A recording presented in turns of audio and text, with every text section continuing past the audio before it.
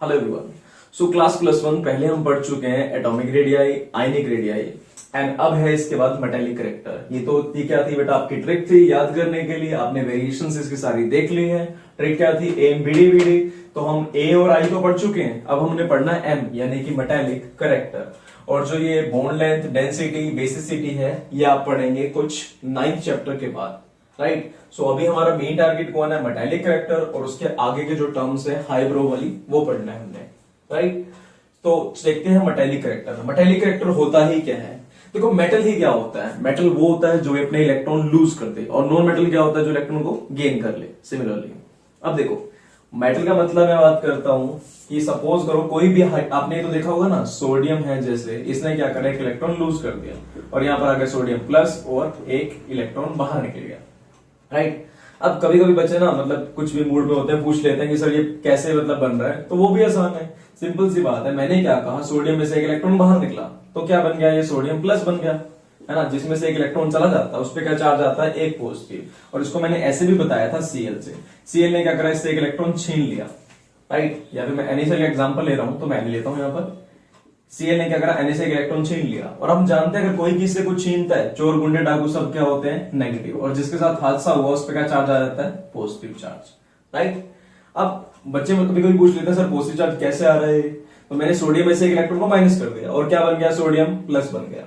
देखो तो यहां बन गया ये Na, और इसको इलेक्ट्रॉन को इस तरफ लेकर जाऊंगा तो ये माइनस से क्या आ जाएगा, पॉजिटिव का साइन आ जाएगा, Na प्लस इलेक्ट्रॉन। तो इस तरह से रिप्रेजेंट हम इसको हमेशा करते हैं, ठीक है ना बेटा। तो मुझसे क्वेश्चन नहीं पूछते और पूछ सकते क्योंकि ऑब्वियसली एक वर्चुअल क्लास है। अब क्लासरूम के अंदर तो क्या होता है, डायरेक्टली पूछ सकते हैं। सो मैं कोशिश करूंगा कि एक एक पॉइंट जो भी आप बेसिक से बेसिक चीज होती है आपको बताकर चलो, तो ये भी आपको समझ आ गया, राइट। तो मेटेलिक करेक्टर क्या होता है, tendency of metal to lose electron from outer most shell, जो उसकी सबसे बाहर वाली शेल है वहां से इलेक्ट्रॉन लूज करने को क्या बोलते हैं बेटा, मेटेलिक करेक्टर।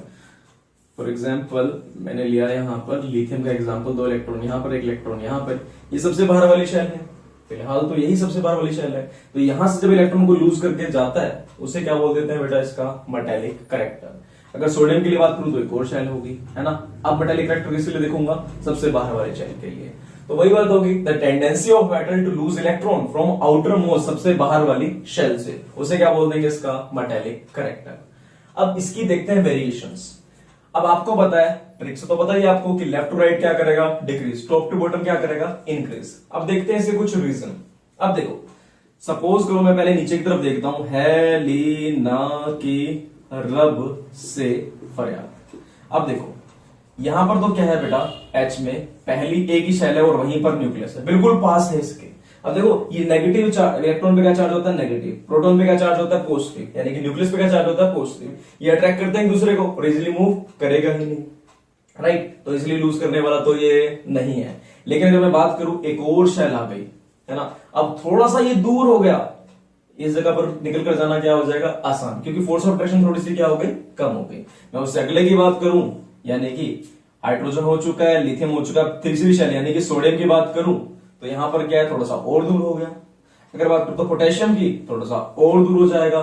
इलेक्ट्रॉन लूज करना क्या हो जाएगा, आसान।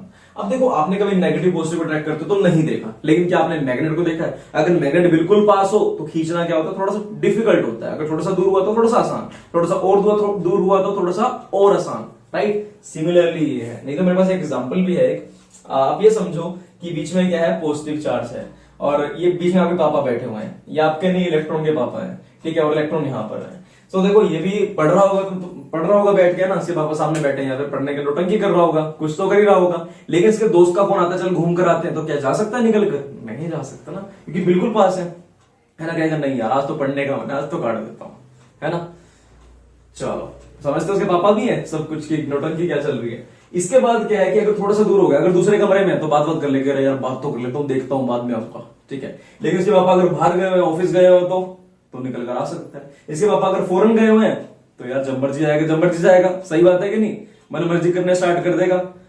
बट देख रहे हो ना, तो जितना डिस्टेंस बढ़ता चला जाएगा उतना इलेक्ट्रॉन निकलना क्या हो जाएगा, आसान, उतना ही मेटेलिक करेक्टर क्या हो जाएगा, बढ़ जाएगा। हमें पता चल गया left to right, top to bottom क्या होगा, मेटेलिक करेक्टर इंक्रीज करने वाला। रीजन वही सेम जो अब तक चलता आया, क्या रीजन था बेटा, नंबर ऑफ शेल्स इंक्रीज हो गई। राइट, ये बात समझ आ गई होगी।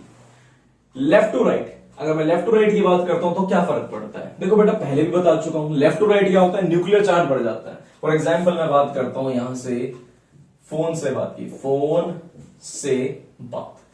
अब देखो यहां पर क्या है बेटा,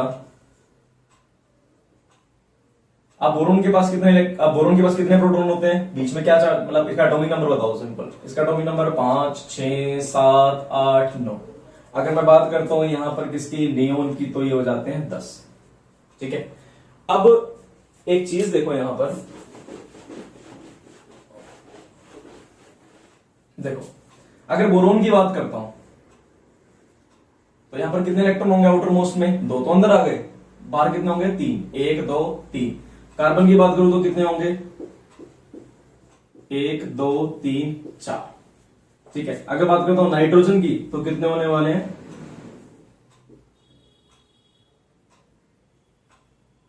1 2 3 4 5। सिर्फ इलेक्ट्रॉन की बात नहीं है, बीच में क्या चार्ज आएगा, पॉजिटिव चार्ज बढ़ जाएगा। प्रोटॉन भी कितने हैं, 5, 1 2 3 4 5, और यहां पर 1 2 3 4 5 6, यहां पर 1 2 3 4 5 6 7। अब देखो अगर बीच वाला चार्ज बहुत ज्यादा पावरफुल हो गया तो उसको तो बहुत स्ट्रांगली खींच के रखेगा, साइज तो छोटा होगा, लेकिन हमारा मोटिव साइज छोटा करना नहीं है। फोर्स ऑफ अट्रैक्शन क्या होगी, बहुत ज्यादा होगी, इलेक्ट्रॉन जल्दी से निकल कर नहीं जा सकता। अब देखो मैंने मैग्नेट की बात करी, अगर जो मैग्नेट तुम अट्रैक्ट कर रहे थे, राइट, जिसको तुम या सिक्के को और मैग्नेट को पास में लेकर आए थे, तो क्या था, वो धीरे धीरे खींच रहा था। लेकिन अगर सपोज कर लो स्ट्रॉन्ग मैग्नेट हो तो बहुत खतरनाक तरीके से खींचेगा और निकालना क्या होगा, मुश्किल हो जाएगा। राइट, ऐसे कुछ एग्जांपल आपने कुछ पहले भी मैग्नेट देखे होंगे, कुछ ऐसे मैग्नेट आते थे जो बहुत ज्यादा पावरफुल होते थे। लोग क्या करते थे, थोड़ा बहुत मीटर, अपने जो इलेक्ट्रिसिटी के मीटर हैं उनको रोकने के लिए कई बार मैग्नेट यूज करते थे, वो पुरानी टेक्नोलॉजी थी। तो उस टाइम पे क्या होता, मैग्नेट इतना स्ट्रांग होता था कि अगर तुमने एल्यूमिना पे लगा दिया तो उसे उतारना क्या होता था, बहुत ज्यादा मुश्किल रहता था। राइट, इतने स्ट्रॉन्ग मैग्नेट होते थे। अगर इतना स्ट्रॉन्ग मैग्नेट हुआ तो सिक्के को अलग करना बहुत ज्यादा मुश्किल होता, यानी कि इलेक्ट्रॉन बाहर निकलना भी क्या हो जाता, सिमिलरली कंपेयर करूं तो मुश्किल हो जाता। राइट, सो यहां से हमें ये बात तो क्लियर होगी। अगर उसके ऊपर पॉजिटिव चार्ज बहुत ज्यादा है तो इलेक्ट्रॉन निकलना क्या होगा, मुश्किल। अगर पॉजिटिव चार्ज कम है तो निकलना क्या होगा, आसान। और लेफ्ट टू राइट क्या बढ़ रहा है, न्यूक्लियर चार्ज बढ़ रहा है। Due to increase in nuclear charge, nuclear charge के बढ़ जाने की वजह से इलेक्ट्रॉन निकलना क्या हो जाएगा, मुश्किल। राइट, इसको क्या लिखूंगा मैं अच्छे वर्ड्स के अंदर, इफेक्टिव न्यूक्लियर चार्ज, क्योंकि पूरे मार्क्स तुम्हें इफेक्टिव लिखने से मिलेंगे। अब होता क्या, थोड़े बहुत रिपल्शन भी कर रहे हैं, थोड़ी बहुत अट्रैक्शन भी कर रहे हैं, तो हम मानते हैं कि नेट जो बचा गया उसमें से उसे क्या बोलते हैं, इफेक्टिव। अब कितने का इफेक्ट है, राइट, क्योंकि देखो ये रिपल्शन भी तो कर रहे हैं, रिपल्शन भी तो कर रहे हैं, इलेक्ट्रॉन आपस में। ठीक है ना, तो नेट जो अब फोर्स ऑफ अट्रैक्शन फील कर पा रहे हैं वो, उसे क्या बोल दिया मैंने, इफेक्टिव न्यूक्लियर चार्ज। राइट, तो तुम्हें ये भी समझ आ गया होगा टॉप टू बॉटम में क्या फर्क पड़ता है और लेफ्ट टू राइट में भी क्या फर्क पड़ता है। सो इसको मैं यहां से देखता हूं metallic character. Metallic character direct किसके है, साइज के। अगर डाउन द ग्रुप जाता हूं तो साइज क्या हो जाएगा, बहुत ज्यादा बढ़ता है तो साइज के क्या हो गया, डायरेक्टली प्रोपोर्शनल। राइट, और मेटालिक करेक्टर इनवर्सली प्रोपोर्शनल किसके है, न्यूक्लियर चार्ज के। जितना ज्यादा पॉजिटिव चार्ज होगा उतना ज्यादा इलेक्ट्रॉन खींचेगा, किसको, इलेक्ट्रॉन खींचेगा किससे, न्यूक्लियस से, और निकलना क्या हो जाएगा, बहुत ज्यादा मुश्किल। So metallic character is directly proportional to nuclear charge, या फिर मैं बेटर वर्ड्स के अंदर लिखूंगा इसे, इफेक्टिव न्यूक्लियर चार्ज। जितना ज्यादा न्यूक्लियर चार्ज, जितना ज्यादा इफेक्टिव न्यूक्लियर चार्ज, उतना ही कम क्या होगा, मेटालिक करेक्टर। लेकिन अगर साइज बड़ा हुआ, देखा ना, टॉप टू बॉटम क्या इंक्रीज होता है, साइज, तो इलेक्ट्रॉन निकालना क्या हो जाएगा, आसान। सो अगर मैं कंपेयर करूं कभी मेटालिक करेक्टर को आयनाइजेशन एनर्जी से, तो ये सेम तरह के टॉपिक है। सो इसके जो भी एक्सेप्शन हम पढ़ने वाले हैं वो सेम होंगे जो हम पढ़ने वाले हैं अगले ही टॉपिक के अंदर, आयनाइजेशन एनर्जी के अंदर। और ये टर्म बहुत ज्यादा इंपॉर्टेंट है। तो चलते हैं जरा आयनाइजेशन एनर्जी की तरफ। सो हमारा नेक्स्ट टॉपिक है आयनाइजेशन एनर्जी। और जो आयनाइजेशन एनर्जी है इसको हमने पहले ट्रिक्स से एक बार पढ़ा था, लेकिन अब जाएंगे पहले डिटेल के अंदर, फिर देखेंगे ट्रिक्स और उसकी सारी की सारी वेरिएशन और एक्सेप्शंस भी। अब देखते हैं जरा आयनाइजेशन एनर्जी होता ही क्या है। आयनाइजेशन एनर्जी कहीं ना कहीं आयनाइजेशन आयन से रिलेटेड है ना, और आयंस कब बनते हैं उसको देखो। सपोज कर लो NaCl है, अभी एग्जांपल भी लिया था मैंने इसका। अगर Cl क्या करता है, इलेक्ट्रॉन किससे छीन लेता है, चोर गुंडे डाकू सब नेगेटिव, और जिस बेचारे के साथ हादसा हुआ उस पर क्या चार्ज आ जाएगा भाई, पॉजिटिव। राइट, तो ये क्या बन गया यहाँ पर, आयन बन गया। और कब, जब इसने इलेक्ट्रॉन को लूज कर दिया, यानी कि आयनाइजेशन एनर्जी क्या होगी, देखो पहले तो आयन क्या होगा, जब इलेक्ट्रॉन लूज हो जाए तो क्या बन जाएगा, आयन। और इलेक्ट्रॉन लूज करवाने के लिए कितनी एनर्जी देनी पड़ेगी, उसे बोल देंगे हम आयनाइजेशन एनर्जी। सो देखो बीच में पॉजिटिव चार्ज है, न्यूक्लियस है, और बाहर क्या इलेक्ट्रॉन यानी कि नेगेटिव चार्ज, ये दोनों एक दूसरे को अट्रैक्ट करते हैं बहुत ज्यादा, और जिसकी वजह से जुड़े हुए हैं, राइट। अब मैंने क्या करा, इसको एनर्जी दी, कोई भी लाइट डाली, कोई रेडिएशन डाली, इसके ऊपर एनर्जी दी और इसको बाहर निकाल दिया।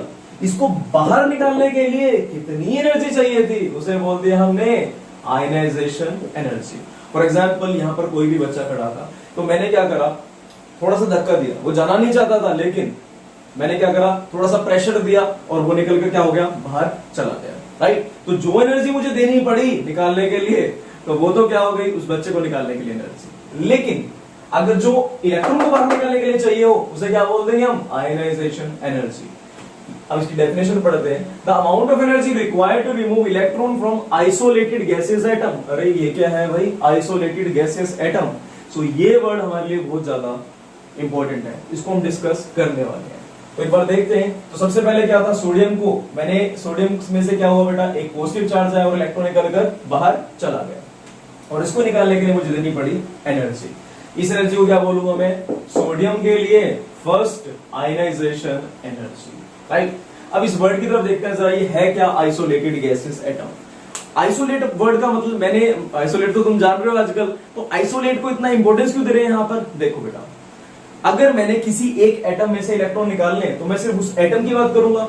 लेकिन अगर वो एटम चारों तरफ से किसी न किसी चीजों घिरा हुआ है, लोगों से चारों तरफ से घिरा हुआ है, सपोज कर लो लड़ाई हो गई किसी की, तुम्हारी किसी लड़ाई हो गई, तुमने किसी को मारना है, तुम रजनीकांत तो हो नहीं कि 500 लोग खड़े हैं, तुम जाकर अकेले अकेले को मारा होगे, राइट। सिमिलरली इसके लिए अगर मुझे एनर्जी निकाल के देखना है, तो सबको क्या करना पड़ेगा, अलग अलग उस पर्सन के लिए, या फिर मैं यूं कहूं उस एटम के लिए देखनी पड़ेगी आयनाइजेशन एनर्जी, उस एटम में से इलेक्ट्रॉन को बाहर निकालने के लिए। और वो अलग कब होगा, जब क्या होगा, वो गैस होगा। और सॉलिड स्टेट में तो क्या होता है, सबके सब साथ में जुड़े रहते हैं, तो मैं किसी एक एटम की आयनाइजेशन एनर्जी नहीं निकाल पाऊंगा, इसलिए हम किस फॉर्म में लेते हैं उसको, गैस फॉर्म में। कहीं पर अगर सॉलिड दिख भी जाए तो ये क्या होगा, गलत होगा, क्योंकि सॉलिड के लिए तो बात कर नहीं सकते, हम बात किसके लिए करेंगे, सिर्फ और सिर्फ गैस के लिए, राइट। तो ये आयन भी किसके होते हैं, गैस के होते हैं, राइट। कि गैस में से इलेक्ट्रॉन बाहर निकालने के लिए कितनी एनर्जी चाहिए, उसे बोल देंगे आइसोलेटेड गैसियस एटम। सो अब देखते हैं कुछ फैक्टर्स जो इसको एक्चुअल में इफेक्ट करते हैं। पहली चीज, फैक्टर इफेक्टिंग में सबसे पहली चीज आती है बेटा एटॉमिक साइज। अब मैं अपनी ट्रिक पर चलता हूं वापस, वो भी आपको बताने वाला हूं। एटॉमिक साइज क्या होता है, देखो जितना ज्यादा साइज बढ़ जाएगा, अब देखो ये अपने पापा के जस्ट बिल्कुल साथ बैठा है, अगर यहां पर इलेक्ट्रॉन था तो निकल कर जाना क्या है, मुश्किल। अगर ये अपने पापा से 2 कमरे दूर हो गया और आसान हो जाएगा। अगर उसके पापा सपोज करो और ज्यादा दूर हो गए, ऑफिस तक चले गए, तो जाना क्या हो जाएगा, आसान। अब इसके पापा कहां है, फॉरेन में है भाई, तो ये तो जब मर्जी आता है जब मर्जी निकल जाता है। सिमिलरली इसकी बात है, जितना वो पास होगा उतना निकालने के लिए क्या होगी, ज्यादा एनर्जी देनी पड़ेगी। यहाँ तो इजीली अपने दोस्त के साथ वो जा सकता है, फोन आया और निकल गया। यहाँ पर फोन आया, अगर पापा ऑफिस तक है, फोन आया तो वो कहता हाँ चल तो सकता हूँ, पर शाम को 6 बजे तक आना पड़ेगा वापस, ठीक है ना।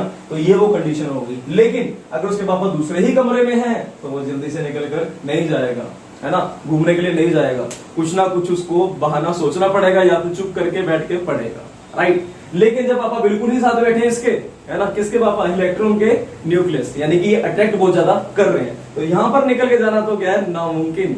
मतलब मुमकिन तो है, पर बहुत ज्यादा एफर्ट, बहुत ज्यादा एनर्जी देनी पड़ेगी, तब जाकर ये बाहर निकलने वाला है। सो ये बात आपको समझ आ गई होगी कि जितना ज्यादा एटॉमिक साइज बढ़ जाएगा, ये क्या बढ़ रहा है, एटॉमिक साइज, जितना ज्यादा साइज बढ़ जाएगा उतना ज्यादा इलेक्ट्रॉन निकालने के लिए एनर्जी कम देनी पड़ेगी। अगर साइज छोटा हुआ तो एनर्जी क्या देनी पड़ेगी, ज्यादा। तो एटॉमिक साइज, मैं इसको ऐसे बोल सकता हूं, एटॉमिक साइज जो है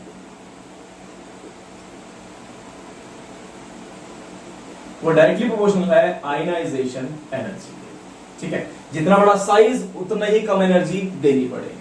अब देखो नेक्स्ट आता है यहां पर न्यूक्लियर चार्ज। अभी न्यूक्लियर चार्ज क्या है पहले डिस्कस कर चुके हैं हम। देखो मैंने एग्जांपल दिया था यहां पर,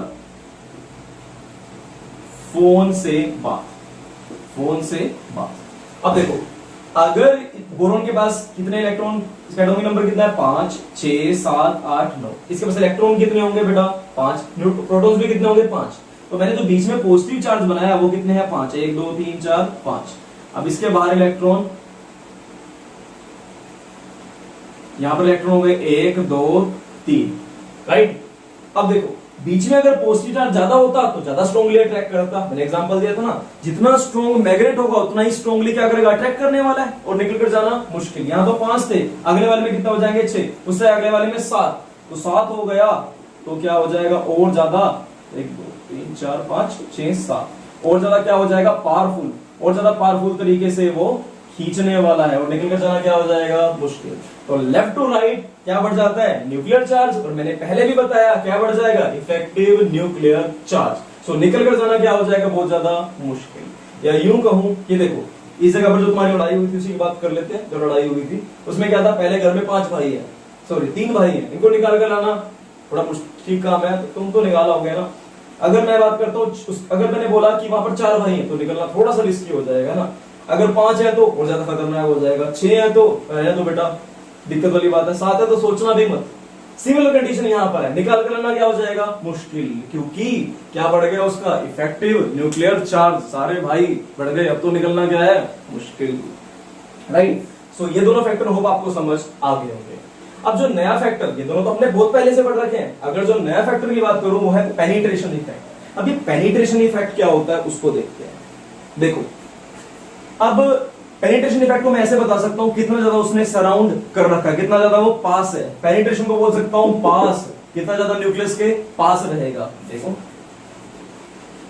मैं इसको मुश्किल तरह से बताऊं क्यों, मैं तो उसको मान के चलूंगा पास, पी से पेनिट्रेशन, पी से पास होना। देखो अगर मैं बात करता हूं एस की, तो एस कैसा होता है, ऐसा राउंड राउंड होता है, ये न्यूक्लियस के बिल्कुल पास है। अगर सिमिलर बात मैं कर दूं किसके लिए, पी के लिए, तो ये देख रहे हो कितनी दूर तक गया हुआ है, कितनी दूर तक गया हुआ है, तो यहां से इलेक्ट्रॉन निकालना क्या हो जाएगा आसान हो जाएगा, राइट। लेकिन अगर मैं एस की बात करूं तो न्यूक्लियस के बिल्कुल ही पास है, पी की बात करूं तो और ज्यादा फैले हुए इलेक्ट्रॉन, और ज्यादा फैले हुए इलेक्ट्रॉन, और ज्यादा फैले हुए इलेक्ट्रॉन, तो यहां से इलेक्ट्रॉन निकालना क्या हो जाएगा और ज्यादा आसान।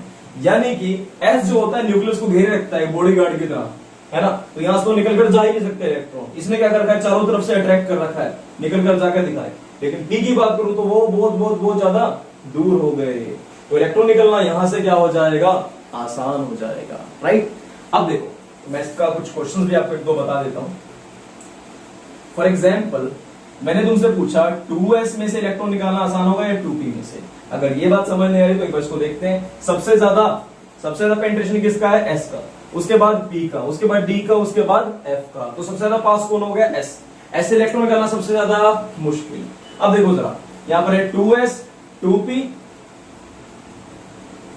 और 2s 2p, इन दोनों में से किसमें से इलेक्ट्रॉन निकालना आसान होगा, ज्यादा इलेक्ट्रॉन इसमें से इलेक्ट्रॉन निकालना तो क्या होगा बहुत ज्यादा मुश्किल। ऐसा क्यों, क्योंकि ये न्यूक्लियस के ज्यादा पास है, इसकी पेनिट्रेशन इफेक्ट क्या है बहुत ज्यादा रहेगी, तो इसमें ज्यादा एनर्जी देनी पड़ेगी इलेक्ट्रॉन को बाहर निकालने के लिए। लेकिन मैं एग्जांपल मैं नेक्स्ट केस पूछूं आपसे 3s 3p 3d, यहां पर इलेक्ट्रॉन निकालना कहां से आसान होगा, 3s से, फिर 3p से, फिर 3d से, ठीक है।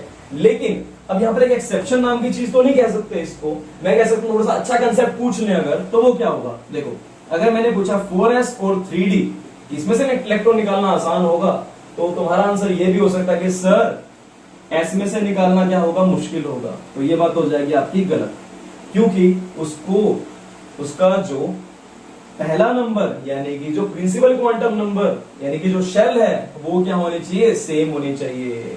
अगर शेल बढ़ गई फिर तो बात ये वाली वैलिड नहीं रहेगी। ये सिर्फ कब वैलिड है, जब उसकी शेल का जो नंबर है वो क्या हो जाए, सेम हो जाए। सो होप आपको ये वाली बात समझ आ गई होगी।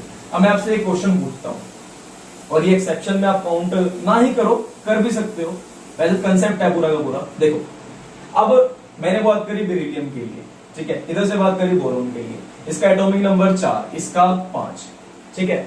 अब देखो आपको पता है कि यहाँ पर 5 भाई हैं, यहाँ पर 4 भाई हैं, निकालना कहां आसान होगा, अरे यहां आसान होना चाहिए था, है ना, इसमें से निकलना आसान होना चाहिए था। लेकिन अब ये समझो यहाँ पर इलेक्ट्रॉन किसमें जाता है, 1s2 2s2, यहाँ पर 1s2 2s2 2p1, यहां से इलेक्ट्रॉन कहां से निकलेगा 2s से, यहां से इलेक्ट्रॉन कहां से निकलना है 2p से। तो बताओ भाई क्या होना चाहिए इसका आंसर? इसका आंसर होगा किसके एमिशन ज्यादा होगी? बेरिलियम की ज्यादा होगी। किससे? बोरोन से। What is the reason? Reason is penetration effect, क्योंकि s का इफेक्ट होता है ज्यादा किससे? p से। तो इससे s से इलेक्ट्रॉन निकालना क्या होगा? मुश्किल। p से इलेक्ट्रॉन निकालना क्या होगा? आसान। सो होप ये वाली एक्सेप्शन आपको समझ आ गई होगी। वैसे इसे कंसेप्ट कहेंगे, एक्सेप्शन ना ही कहो इसे। देखो नेक्स्ट है इसके बाद इलेक्ट्रॉनिक कन्फिग्रेशन, है ना। तो जितनी ज्यादा इलेक्ट्रॉनिक कन्फिग्रेशन, मतलब इलेक्ट्रॉनिक कन्फिग्रेशन दो केसेस पढ़े थे हमने, एक पढ़ा था फुली फील्ड और एक पढ़ा था हमने हाफ फील्ड। और जो ये फुल फील्ड और हाफ फील्ड होता है इसमें से इलेक्ट्रॉन निकालना क्या होगा? बहुत ज्यादा मुश्किल रहेगा। तो जरा देखते हैं इसको। देखो मैंने पहले एग्जांपल लिया, सपोज कर लो Mn का एग्जांपल ले लिया। अब देखो आपने कन्फिग्रेशन लिखी थी Mn के लिए, कन्फिग्रेशन क्या आई थी? Ar 4s2 3d5। अब जिसको ये वाली ट्रिक नहीं आती कि इसको फ्रैक्शन ऑफ सेकंड के अंदर यानी कि 3 सेकंड के अंदर कैसे सोल्व करें, तो मेरी वो वाली पुरानी वाली वीडियो इलेक्ट्रॉनिक कन्फिग्रेशन वाली देख लो। It is the best on internet. मुझे नहीं लगता कि कोई भी वीडियो ऐसी प्रेजेंट है जो 3 सेकंड के अंदर आपको ऐसा आंसर निकाल कर दे सकती है। नेक्स्ट इसके बाद आयरन वाला गिवन है Ar 4s2 3d6। ठीक है, इसके डी में कितने इलेक्ट्रॉन है? 5। इसके डी में कितने इलेक्ट्रॉन है? 6। जरा देखते हैं इसको। मैंने ये डी ऑर्बिटल बनाया 1 2 3 4 1 2 3 4 5। आपको पता है डी ऑर्बिटल के अंदर सब शेल्स कितने होते हैं? 5 होते हैं। मैंने दोनों के लिए सेम बना लिया। ठीक है, देखो एस और एस तो सेम है, इसकी तो कोई फर्क है नहीं। लो इसको भी बना लेते हैं। इसमें कितने? 2 इलेक्ट्रॉन, यहां पर भी 2, यहां पर भी 2। ठीक है, यहां पर कितने इलेक्ट्रॉन है? 5। 1 2 3 4 5। यहां पर 1 2 3 4 5 और 1 6। ठीक है, तो ये क्या है बेटा? Half field. अगर मैं इसमें से एक इलेक्ट्रॉन बाहर निकाल लूं, अगर एक इलेक्ट्रॉन बाहर निकाल लेता हूं तो क्या स्टेबल होगा? नहीं होगा, क्योंकि हाफ फील्ड क्या होता है? ज्यादा स्टेबल होता है, राइट। और जबकि इसमें से इलेक्ट्रॉन निकालना क्या होगा? आसान रहेगा, क्योंकि हाफ फील्ड नहीं है। मैंने पहले ही बताया था हाफ फील्ड क्या होते हैं? Extra stable. इसलिए इसमें से इलेक्ट्रॉन निकालना क्या होगा? मुश्किल। और इसका रीजन भी अच्छे से एक्सप्लेन हम कर चुके हैं सेकंड चैप्टर के अंदर। सो होप ये वाला पार्ट आपको समझ आ गया होगा। और नेक्स्ट वाला तो इससे भी आसान है। देखो मैंने एग्जांपल लिया यहाँ पर ही ना, नी ना और करी ना, जीते रहना। अब देखो हीलियम में क्या है? देखो कॉन्फ़िगरेशन क्या है? 1s2, है ना। यहां पर क्या आ गया? 1s2 2s2 2p6। तो ये भी क्या है? Fully field. ये भी क्या है? Fully field.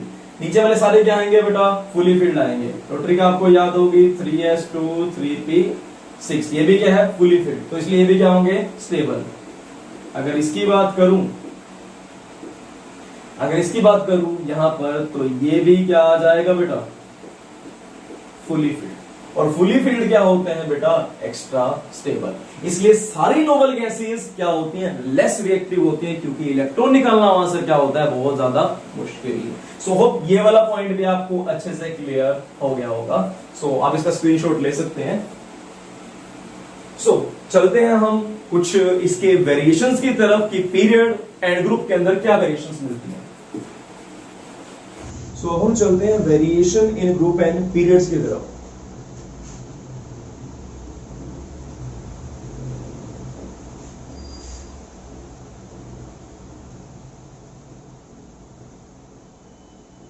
देखो अब मैंने एक ट्रिक बताई थी आपको हाई ब्रो वाली, राइट। और मैंने बताया था आपको ये वैसे तो ब्रो लोगों के साथ रहना, यानी कि अपने पक्के दोस्तों के साथ रहना, ब्रो के साथ बहुत अच्छी चीज है, लेकिन पढ़ाई के टाइम पे क्या थोड़ा बहुत डिक्रीज कर सकते हो, राइट। पर अगर राइट सही रास्ते पर आ जाओ, राइट में आ जाओ, तो क्या हो जाओगे? इंक्रीज। बताई थी बात। अब देखो H से आपको पता है हाइड्रेशन था, I से आयनाइजेशन एनर्जी, E से इलेक्ट्रोनेगेटिविटी, E से इलेक्ट्रॉन गेन एंथैल्पी। सो ये सब थी बेसिक टर्म है जो पहले डिस्कस कर चुका हूं। अब मैंने पढ़ना है यहाँ पर I, और I के बारे में आपको पता है डाउन द ग्रुप क्या होगा? डिक्रीज। लेफ्ट टू राइट क्या होगा? इंक्रीज। कुछ फैक्टर्स को पढ़ा भी है और कुछ एक्सेप्शन भी हम देखने वाले हैं। तो हमें पता चल गया कि टॉप टू बॉटम क्या होगा? ऑलवेज क्या होगा बेटा? यहाँ पर डिक्रीज। और लेफ्ट टू राइट क्या हो जाएगा? ये इंक्रीज। और रीजन भी आपको पता है इन सब का। रीजन क्या था डिक्रीज होने का? बताओ। नंबर ऑफ क्या बढ़ गई? शेल्स बढ़ गई। और यहां क्या बढ़ जाएगा? Effective nuclear charge. तो यहां बढ़ जाएगा इफेक्टिव न्यूक्लियर चार्ज और नीचे क्या बढ़ जाएगा, नंबर ऑफ शेल्स बढ़ जाएंगे। सो देखते हैं इसी के बेसिस पर कुछ क्वेश्चन। सो आप लिखेंगे कैसे, वैसे इसे डाउन द ग्रुप क्या लिखेंगे इसे, it decreases down the group. और रीजन, बिकॉज क्या बढ़ गई, as distance from nucleus increases due to increase in number of shells, right? अब नेक्स्ट इसके बाद लेफ्ट टू राइट यानी कि along with पीरियड। अब along with पीरियड में क्या होता है, लेफ्ट टू राइट क्या होता है बेटा, क्या बढ़ जाएगा, ENC increases, that's why इसको वर्ड्स में लिखना, as the effective nuclear charge increases, तो मैं लिख देता हूं, it increases left to right as effective nuclear charge increases,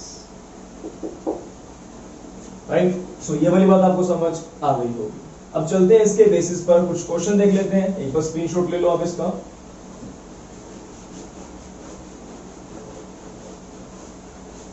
देखो अब हम डिस्कस करते हैं कुछ क्वेश्चन। अगर मैं कंपेयर करता हूं फर्स्ट पीरियड के अंदर, तो फर्स्ट पीरियड में क्या है, हाइड्रोजन और हीलियम। अब आपको पता है लेफ्ट टू राइट तो ऑलवेज क्या होगा, इंक्रीज करेगी क्या, आयनाइजेशन एनर्जी। इसी कॉन्फ़िगरेशन भी देख लेते हैं एक बार, क्या ऐसी कॉन्फ़िगरेशन है बेटा 1s1 और इसकी है 1s2। तो लेफ्ट टू राइट तो क्या होगा, वैसे भी आयनाइजेशन एनर्जी क्या करेगी, इंक्रीज करेगी। तो हीलियम की आयनाइजेशन एनर्जी सबसे ज्यादा होगी।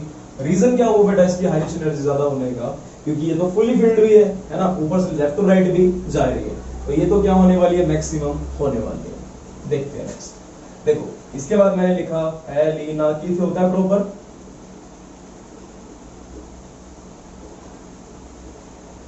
नहीं करनी फोन से बात, तो मैंने इसको स्टैंड के अंदर लिख लिया। अब हमें पता है लेफ्ट टू राइट तो क्या होना चाहिए, आयनाइजेशन एनर्जी होनी चाहिए इंक्रीज, लेकिन यहां पर थोड़े से एक्सेप्शंस आने वाले हैं। कुछ वेरिएशंस जो आ रहे हैं वो क्यों आ रहे हैं, जरा उनको भी देखते हैं। तो हमने क्या एक्सपेक्ट किया था, सबसे ज्यादा आयनाइजेशन एनर्जी किसकी होगी, नियोन की, और है भी। इस पूरे पीरियड के अंदर सबसे ज्यादा आयनाइजेशन एनर्जी किसकी होगी, नियोन की। उसके बाद होनी चाहिए थी फ्लोरीन की, उसके बाद होनी चाहिए थी नाइट्रोजन, फिर कार्बन, फिर बोरोन, फिर बीई, फिर लिथियम, है ना।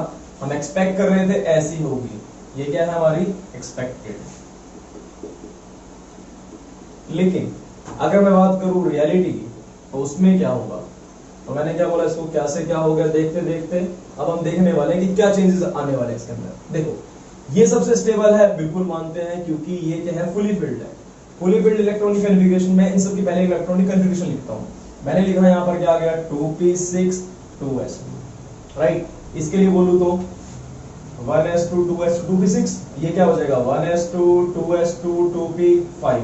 सिमिलरली ये क्या हो जाएगा 2p4, और ये क्या हो जाएगा 2p3, ये क्या हो जाएगा 2p2, यहाँ पर क्या आ जाएगा 2p1, ये क्या हो जाएगा 1s2 2s2, ये क्या हो जाएगा बेटा 2s1 1s2 2s1, सबके आगे बेटा 1s2 2s2 तो है ही है, राइट। अब देखते हैं प्रॉपर्टीज इनकी। अब देखो ये तो फुली फिल्ड है, तो फुली फिल्ड ऑलवेज क्या होता है, एक्स्ट्रा स्टेबल, तो सबसे आगे तो यही हो जाएगा, राइट। उसके बाद होता है फ्लोरीन, लेकिन हम सोच रहे थे उसके बाद ऑक्सीजन और नाइट्रोजन से कंपेयर करेंगे तो कौन आएगा, हम सोच रहे थे आएगा ऑक्सीजन, क्योंकि ये क्या है 2p4 है, और ये क्या है 2p3, यही क्या हो गई, गलती हो गई। देखो जैसे फुली फिल्ड एक्स्ट्रा स्टेबल होते हैं, वैसे हाफ फिल्ड तो क्या होते हैं, एक्स्ट्रा स्टेबल। अब नाइट्रोजन के पास इलेक्ट्रॉन कितने हैं, देखो ये है 2p3। अब p में कितने इलेक्ट्रॉन आ सकते हैं मैक्सिमम, बताना, 1 2 3। अब ये हो गया हाफ फिल्ड। हाफ फिल्ड क्या होता है बेटा, एक्स्ट्रा स्टेबल। अगर कंपेयर करूं ऑक्सीजन से, तो यहां पर क्या होगा 1 2 3 4। यही सेम केस में डिस्कस किया था थोड़ी देर पहले। यहां पर क्या है बेटा 4 इलेक्ट्रॉन, यहां पर क्या हाफ फिल्ड। हाफ फिल्ड क्या होता है बेटा, एक्स्ट्रा स्टेबल। यानी कि ये अपनी जगह बदल लेगा। देखो सबसे पहले तो नियोन ही, उसके बाद फ्लोरीन ही आएगा, उसके बाद आ रहा है नाइट्रोजन और उसके बाद ऑक्सीजन, राइट, फिर उसके बाद कार्बन। अब देखो ये क्या मान रहे हैं हम, फुली फिल्ड मान रहे हैं, राइट। यहाँ पर भी 2s2 बना हुआ है तो ये एक्स्ट्रा स्टेबल होगा, लेकिन इसका फुली फिल्ड आंसर गलत है। हमें आंसर क्या देना चाहिए, इसका थोड़ा टेक्निकल देना चाहिए। और टेक्निकल आंसर क्या होगा, देखो यहाँ पर इलेक्ट्रॉन किस में है, s में, यहाँ पर इलेक्ट्रॉन किस में है, p में, राइट। तो ज्यादा जल्दी इलेक्ट्रॉन निकालना कहां से आसान होगा, p में से। s में से इलेक्ट्रॉन निकालना क्या होगा, मुश्किल होने वाला है ड्यू टू पेनिट्रेशन इफेक्ट। ये थोड़ा सा पास है। तो पहले कौन आएगा दोनों में से बताओ, बेरिलियम में से और बोरोन में से पहले कौन आने वाला है, पहले आएगा बेरिलियम, फिर आएगा बोरोन, फिर आएगा लिथियम। सो ये इसकी रियल कॉन्फ़िगरेशन है। और अगर आपको फुल मार्क्स चाहिए तो आपको बेरिलियम का यही मार्क्स लिखना पड़ेगा, बिकॉज जो असली तरीका है, असली रीजन है इसका वो यही है। देखो एस में हम फुली फिल्ड नहीं देखते, जो रीजन है एस में हम मेन रीजन क्या देखते हैं बेटा, कि इसकी जो पेनिट्रेशन पावर क्या है बहुत ज्यादा रहती है। इसलिए आपको यहाँ पर ये रीजन देना पड़ेगा, क्योंकि देखो टीचर्स नंबर काट लेंगे तो ये ठीक नहीं रहता, इसलिए आपको लिखना पड़ेगा यहाँ पर हाईएस्ट पेनिट्रेशन पावर। अगर मैं सिमिलरली नीचे की तरफ कंपेयर करूं तो एक और देखते हैं ट्रेंड और क्या मिल सकता है हमें। मैं इसको हटा रहा हूं यहां से। मैंने सेम कंपेयर करा नीचे, एलिना बेटा मांगे, बाबा अली, चौधरी सिखाए, नाना पाटेकर उससे, फिर कल बाहर आई, हीना नीना और। तो सेम ट्रेंड यहां पर भी दिखाने वाला है। सबसे ज्यादा किसकी होगी, आर्गन की, उसके बाद किसकी होने वाली है, क्लोरीन की। लेकिन फोस्फोरस और क्लोरीन, फोस्फोरस और सल्फर में से कौन जीतने वाला है, फोस्फोरस के पास क्या है बेटा, p में 3 इलेक्ट्रॉन है, राइट। और इसके अंदर कितने इलेक्ट्रॉन है, सल्फर के अंदर, सल्फर के अंदर है बेटा यहाँ पर 4, 1 2 3 और 1 4। हमें कैसे पता लगा बेटा, सबकी कॉन्फ़िगरेशन नीचे है क्या, p3 p2 p1। हम यहीं से इसको डायरेक्टली देख सकते हैं। इसकी कॉन्फ़िगरेशन भी क्या होगी, p5, ठीक है, इसकी भी क्या होगी, p6। सो होप आपको ये मेरी बात तो समझ आ गई होगी। अब नाइट्रोजन, अगर मैं फोस्फोरस और सल्फर में बात करता हूं तो ज्यादा स्टेबल कौन होगा, ज्यादा स्टेबल होगा बेटा phosphorus, because it is extra stable. तो मैंने लिखा यहाँ पर पहले क्या, क्लोरीन के जस्ट बाद लिखा फोस्फोरस, फिर लिखा सल्फर, फिर सिलिकॉन। और एल्यूमिनियम और मैग्नीशियम में से कौन होगा, ये वाला, बिकॉज ये क्या है, फुली फिल्ड नहीं। इसमें क्या लिखोगे, due to more penetration power of s, पहले क्या आएगा Mg, फिर Al और उसके बाद आ रहा है यहाँ पर Na। सो ये वाली बात में होप आपको कोई दिक्कत नहीं होगी। तो चलते हैं इसके बाद, हम तो देखते हैं इसके बाद का टॉपिक जो है सक्सेसिव आयनाइजेशन एनर्जी। अब देखो एक बात तुम्हें पता है, कितनी एनर्जी चाहिए इलेक्ट्रॉन को बाहर निकालने के लिए, उसे बोलते हैं हम आयनाइजेशन एनर्जी या फिर आयनाइजेशन एंथैल्पी। अब सक्सेसिव का मतलब क्या है कि एक के बाद एक के बाद एक इलेक्ट्रॉन निकलते रहे। सो मैं इन दोनों को अगर जोड़ दूं तो डेफिनेशन बनेगी the amount of energy, the amount of energy required to remove first, second, third electron from outermost shell in isolated पता ना आपको, आइसोलेटेड गैसियस एटम, एक आइसोलेटेड गैसियस एटम ये हम डिस्कस कर चुके हैं पहले। अब देखो एक बार, अगर एक इलेक्ट्रॉन निकालना हो तो क्या करोगे, तुमने इसको एनर्जी दी और ये क्या होगा, एक इलेक्ट्रॉन यहां से बाहर निकल आया, राइट। फिर तुमने क्या करा, एक और थोड़ी सी और एनर्जी दी, दूसरा इलेक्ट्रॉन बाहर निकल आया, फिर तुमने थोड़ी सी और एनर्जी दी, तीसरा इलेक्ट्रॉन बाहर निकल आया। लेकिन तुम यहां पर देखोगे कि जो थर्ड एनर्जी सबसे ज्यादा है, उसके बाद फिर सेकंड, उसके बाद फिर फर्स्ट। ऐसा क्यों भाई, अब देखो सिंपल सा रीजन है इसका। तुम्हें पता है जब भी किसी में से इलेक्ट्रॉन बाहर निकलता है उसका साइज क्या होता है बेटा, छोटा हो जाता है। सपोज कर लो पहले साइज उसका बड़ा था, मान लो पहले उसका साइज था इतना बड़ा। अब यहां से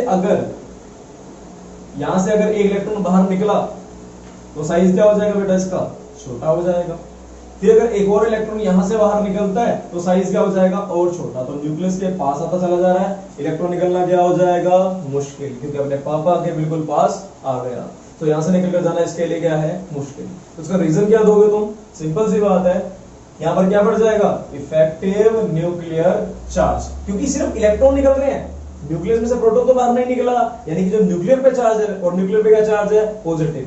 पॉजिटिव चार्ज तो क्या हो गया, बढ़ गया, और नेगेटिव चार्ज क्या हो गए, कम। तो क्या बढ़ गया, इफेक्टिव न्यूक्लियर चार्ज बढ़ चुका है, इसलिए इलेक्ट्रॉन निकालना क्या होगा, मुश्किल। और आपको रीजन भी समझ आ गया होगा, जब इसमें से पहली बार इलेक्ट्रॉन निकला तो साइज छोटा हुआ, दूसरी बार निकला तो और छोटा होगा, तीसरी बार निकलेगा तो और छोटा हो जाएगा, तो इलेक्ट्रॉन निकालना क्या होता चला जाएगा, मुश्किल, और मुश्किल होता चला जाएगा, राइट। तो सबसे ज्यादा एनर्जी लगेगी थर्ड वाले में, फिर सेकंड में, फिर फर्स्ट के अंदर, और हमेशा ये ट्रेंड ऐसा ही रहता है। एक एग्जांपल हमने एल्यूमिनियम का भी देखा है, यहाँ पर देखो, पहले तो यहाँ पर कम एनर्जी दी थी, उसके बाद उसकी ऑलमोस्ट डबल से भी ज्यादा है, और उसके बाद और उससे भी डबल हो रही है, यानी कि एनर्जी क्या होती जा रही है, बढ़ती जा रही है, बढ़ती जा रही है, राइट। रीजन वही, इफेक्टिव न्यूक्लियर चार्ज इंक्रीज हो गया, तो साइज भी क्या हो जाएगा, साइज क्या हो जाएगा, डिक्रीज, और आइनेशन एनर्जी क्या हो जाएगी, इंक्रीज। अब इसको वर्ड्स के अंदर सम अप करना है, as effective nuclear charge increases, size decreases, effect ionization energy क्या हो जाएगी, increase हो जाएगी। अब हमने एक बात बोली थी आपको कि मेटेलिक कैरेक्टर और आयनाइजेशन एनर्जी सेम कंसेप्ट रहता है, और इनके इसके बेसिस पर एक क्वेश्चन भी मिल जाता है, और ये क्वेश्चन काफी इंपॉर्टेंट है, जो कि एग्जाम्स के अंदर, कॉम्पिटिटिव के अंदर भी और सीबीएसई के अंदर भी पूछ लिया जाता है। सो इसको समझते हैं थोड़ा ध्यान से। अब ये देखो, ये हमें डाटा गिवन है फर्स्ट आयनाइजेशन एनर्जी का, IE1 का मतलब क्या हुआ, फर्स्ट आयनाइजेशन एनर्जी। ये क्या हुआ बेटा, सेकंड आयनाइजेशन एनर्जी, यानी कि +1 बनाने के लिए कितनी एनर्जी चाहिए, और +2 बनाने के लिए कितनी एनर्जी देनी पड़ेगी। बेसिक साइज का मतलब हो गया। अब देखो, यहां पूछा गया हमसे सबसे रिएक्टिव मेटल बता दो।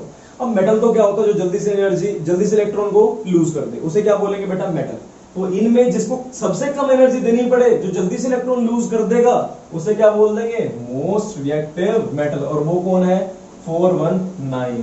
सो हम बोलेंगे element 2 is most reactive atom.